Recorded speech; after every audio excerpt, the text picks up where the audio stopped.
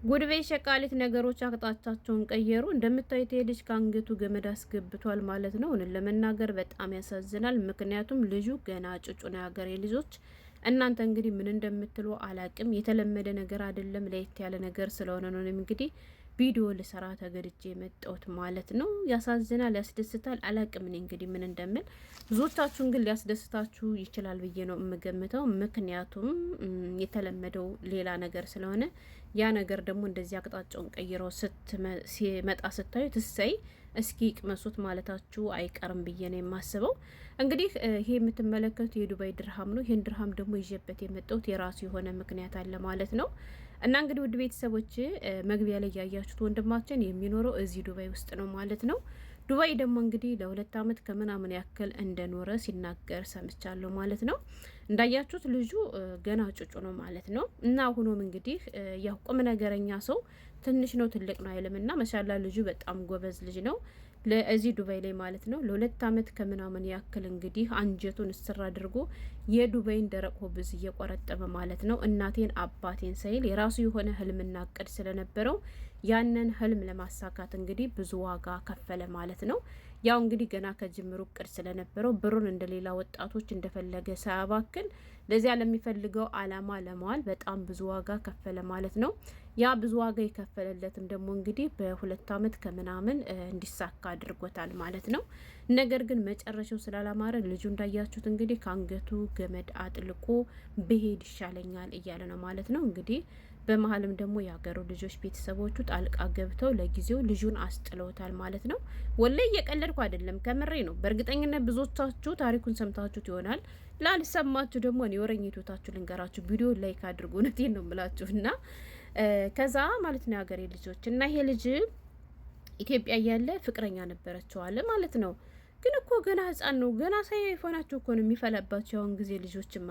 እና ልጁ ኢትዮጵያ እያለ ፍቅረኛ ነበረውና የእሱ የመጀመሪያ ፍላጎት ወይንም እቅዱ ዱባይ አገር ሂዶ ሰርቶ ጥሬ ቆርጥሞ ለምግብ ብሬን አላባክንም ብሎ ራሱን እየጎዳ ማለት ነው። አገሬ ልጆች በሰው ቤት እየተንከራተተ በበረሃ እየተንከራተተ እንግዲህ የ2 አመት ከምናምን ደመወዙን አንጀቱን ቁጥር አድርጎ አጠራቀመ ማለት ነው። ምክንያቱም እቅዱ ያችን የሚወዳትን ፍቅረኛውን ወደ ዱባይ አምጥቶ አብረው መኖር ነበር ማለት ነው። እና 2 አመት ከምናምን ሲቀመጥ እናት ያላለም አባት ያላለም ለራሱም ደረቅ ቂጣ ነው የሚበላ፣ የተለየ ምግብ አይበላም። ምክንያቱም ብሩ እንዳይባከንበት ማለት ነው። ከዛ ለዚያች ለሚወዳት ልጅ እንግዲህ ፕሮሰስ ይጀምርላታል። ፕሮሰሱም እንግዲህ ተሳካላትና ያች ልጅ መጣችና ዱባይ ውስጥ ገባች ማለት ነው። እና ስትመጣ እንግዲህ እሱም በቃ እሷም ደስተኛ ነበረ በመምጣቷ። እሱም እንግዲህ ሚስት የመጣችልኝ ብሎ ደስ ብሎ ደስታውን አጣጥሞ ሳይጨርስ በመሀል ሌላ ያልታሰበ ዱብዳ ተፈጠረ ማለት ነው የሀገሬ ልጆች። እና እንግዲህ መጣችና 3 ወር ሆናት። 3 ወር ከሆናት በኋላ እንግዲህ አላቅም እኔ እንግዲህ ከሆኑ መሰል የሀገሬ ልጆች ግን ቀኑ ሊገለበጥ ነው። ለዚህም ነው እኔ አቅጣጮች ግን ደግሞ እኮ አንደኛው እንትን ባደረገው ሌላኛው ሲበደር እሰይኔ አለለም። እውነቴን ነው የምላችሁ። ራሳቸው እንደዚህ ያደረጉ ሰው የእጃቸውን ሲያገኙ እንጂ እኔ እሰይ የምለው አንዱ ባጠፈው ሌላው ሲቀጣ ሳይ እሰይ የምልበት ምንም አይነት ምክንያት የለኝም ማለት ነው። እና የሀገሬ ልጆች ሚስቱን ካመጣት በኋላ ከ3 ወር ቆይታ በኋላ አሻፈረኛለች ማለት ነው። አሻፈረኝ ትልና ያች ሚስት ሆዬ ከሌሎች ጋር እንግዲህ ማዶ ማየት ጀመረች አሉ ማለት ነው።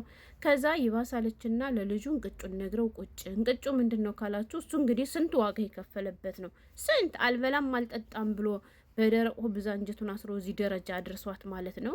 ልጅቱ ከሌላ ወንድ ጋራ ፍቅር እንደያዛት ትናገራለች ማለት ነው። ከዛ እሱ ስንት ዋጋ ከፍሎ አምጥቶሽ አንቺ እንዴት እንደዚህ ታደርጊያለሽ ስትባል ማለት ነው ልጅቱ እኔ አለችና በግልጥ ምንም ነገር ሳትሸማቀቅ ሸምሳ ይዛት ማለት ነው። ሀገሬ ልጆች ቁጭ አርጋ ግልጧን ነገር ግልጽ ነገር ምንድን ነው መሰላችሁ? እኔ እኮ ሲጀመርም ከኢትዮጵያ የመውጣት ዱባይ የመግባት እቅድ ጉጉት ስለነበረኝ እንጂ ካንተ ጋር ሁኜ እንደዚያ ሽሽ ስለህ የነበረው ሲጀመር እኮ እኔ ላንተ ምንም አይነት ስሜት የለኝም፣ ምንም አይነት ቦታ የለኝም። እና እኔ ፍላጎት የነበረው አንተን እንደ መሰላል ተጠቅሜ ከምፈልገው ቦታ መድረስ ነበር።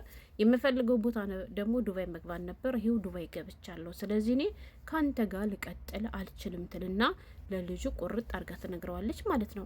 ቢያንስ ለልጁ እንኳን እንደዚህ ብላ የሞት መርዶ ስታስረዳው አመሰግናለሁ፣ በጊዜው እኔ ምንም አይነት ብር አልነበረኝም፣ ይሄው ብር ደክመህ ለፍተህ ስላመጣኸኝ ያንተን ላብ ግን መውሰድ አልፈልግምም ሳትል አጅሬት ልክ አዝኖላት ወይ እህቷ በቃ ወንድሟን ያስመሰለችው እህት ናታ ለወንድሟ ጋር የምትከፍለው እንደዛ ልክ እንደከፈለላት አድርጋ ከሱ ጋር ያለውን ነገር ማስቀጠል እንደማትፈልግ ትነግረዋለች ማለት ነው።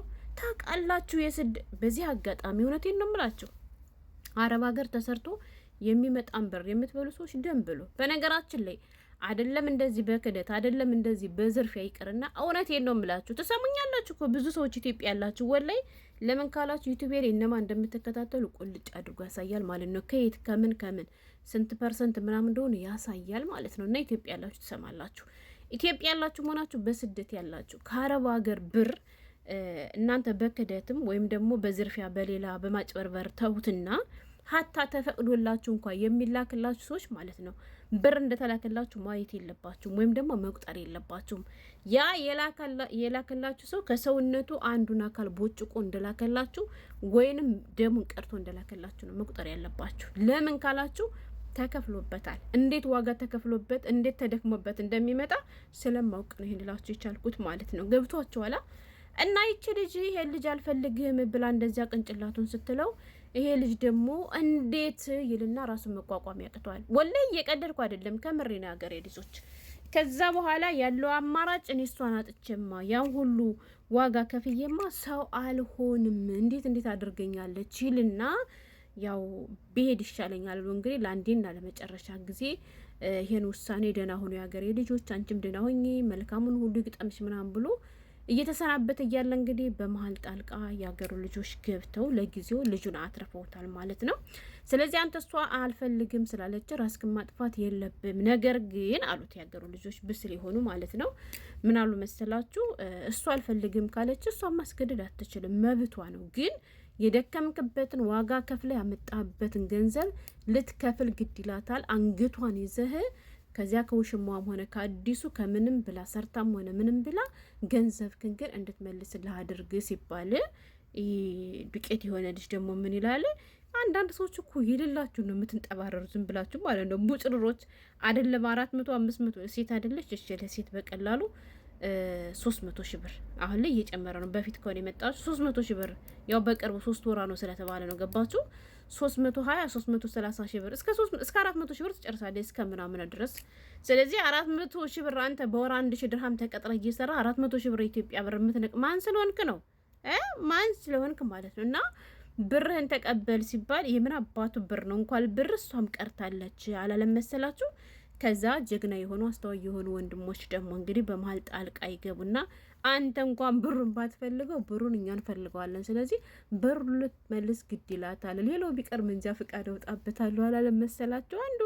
እና ራስክን ማጥፋት የሚባል ነገር የማይሆን ነገር ነው ብሎ ቁጭ አሉ። እና በጥቅሉ ምላችሁ ነው እስከዛሬ ድረስ ያው የምናውቀው የምንሰማው፣ በተለይ አሁን ላይ ዱባይ እንግዲህ ሸቃሎች ናቸው ወንዶችን 400 እንኳን የለም አሁን በነገራችን ላይ በቀላሉ 500 600 ሺህ ብር ማለት ነው እየገዙ ባል ያመጣሉ። ከዛ ካመጡ በኋላ ከዚህ ባሎች ደግሞ አንቺ አታስፈልጊኝም፣ ምክንያቱም አንቺ ገዝቶሽን አመጣሽ፣ ነገም ሌላ ወንድ ብታገኝ መግዛት ስለማይቀር ወደ ሌላ ቤት ይሻለኛል እያለ ወደ ሌላ ሴት እየካደ የሚሄዱት ወንዶች ነበሩ። አሁን ደግሞ እንግዲህ የተገላቢጦ ወንዶቹ እያመጡ ሴቶቹ እየካዱ እየሄዱ ነው ማለት ነው። እና ምንድነው ላችሁ የነበረ አሁን ብዙዎቻችሁ እስኪ ቅመሱ ስሜቱ ምን ያክል እንደሚያመለክቱ ትችላላችሁ። እኔ ግን አለልም ያገሬ ልጆች ለምን ብትሉ አንድ ሰው በራሱ ባጠፋው ጥፋት ቅጣቱን ሲያገኝ ያ በሰራው ስራ የራሱ ጥፋቱ ቅጣቱን ሲያገኝ ነው እንጂ ደስ የሚለው አንደኛው ባጠፋው ጥፋት ሌላኛው ሲቀጣኔ ደስ አይለኝም ማለት ነው። ይሄ ጩጩ ልጅ ደግሞ እንዳያችሁት ገና ጩጩ ነው። ስለዚህ በእርግጠኝነት ካሁን በፊት ከአረብ ሀገር ሴቶች ብር ያጭበረብራል ብዬ አላምንም። ለምን ልጅ ስለሆነ ማለት ነው። አጭበርብሮ በልቶ ከሆነ ግን እሰየው ይበለው፣ ሌላ ሴቶችን አታሎ በልቶ ከሆነ ማለት ነው። ግን ገና የመጀመሪያው ነበረ። በዚህ እንደዚህ ብሎ ግን ከተካደ ለሀቁን ያውጣለት ሲሆን ደግሞ ሴቷን ልቧን አራርቶ ወደ እሱ ተመልሰ አብረው ወልዶ ከብዶ ይኖሩ ለማለት ያክል ነው። እና ሴቶችዬ ሲጀመር ግን የሚያምረው እንደዚህ ነው። እሺ ወንድ ሲያመጣችሁ እንጂ ሴት ባሏን ስታመጣ ሴት ወንድ ለማታውቁት እኮ ነው። እሱም ቢያንስ ኢትዮጵያ እያሉ ነበረ ፍቅረኛሞች የነበሩ ጠንቅቆ ያውቃታል። ለዚያም ነበር ዋጋ ይከፈልላት ማለት ነው። አላችሁ አይደለ? እንደነሰማይ ጣሪ ባለፈው ከሳውዲ አረቢያ 39 ሺህ ብር ከፍላ ያመጣች አንዲት በቲክቶክ ስለተዋወቀችው ብቻ ከመጣች በኋላ ተድረው ምናምን ተጋብተው ዞር ብሎ ጆሮ ግንዷን ያላት እና ሴቶችዬ እንደዚህ የሚያደርግላችሁ ወንድ ፈልጉ እንጂ እናንተ ገዝታችሁ አታምጡ ለማለት ያክል ነው። ሀሳብ አስተያየታችሁንም ኮመንት ላይ አስቀምጡ። ወንዶችዬ ይልመድባችሁ ለማለት ያክል ነው። ሴቶችም እንደዚሁ ብልጥ ሆነ። እውነት ሴት ልጅ ብልጥ ስትሆን ነው የሚያምርባትና ገርሞኝ ነው ላካፍላችሁ ብዬ ነው። ያው ለየት ያለ ነገር ስለሆነ ከስከዛሬው እስኪ ተመልካችሁ ምን ይላል ለማለት ነበር። ሰላም ነው።